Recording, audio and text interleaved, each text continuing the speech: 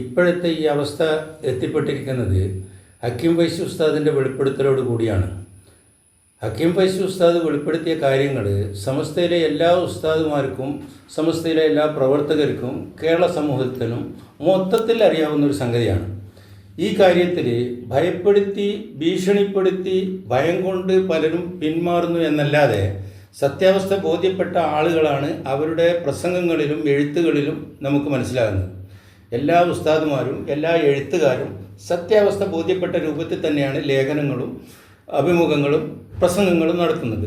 ഞങ്ങളുടെ മുമ്പിൽ എത്തിപ്പെട്ടത് ഞങ്ങളുടെ ചെയർമാൻ ഡോക്ടർ സുരേന്ദ്രനാഥും ജനറൽ കൺവീനർ അമ്പലത്തറ കുഞ്ഞികൃഷ്ണനും പറഞ്ഞതിൻ്റെയും ഏർപ്പാട് ചെയ്തതിൻ്റെയും അടിസ്ഥാനത്തിൽ ഞങ്ങളുടെ പ്രവർത്തകരായ മുസ്തഫ സർദാറും ഉബൈദുള്ളയും ചേർന്ന് നൽകിയ പരാതിയിൽ അന്വേഷണത്തിന് വേണ്ടിയിട്ട് മുഖ്യമന്ത്രി തന്നെയാണ് DGPക്ക് കൊടുത്ത് DGP ഇപ്പോൾ DIGയെ ഏൽപ്പിച്ചിരിക്കുന്നത്.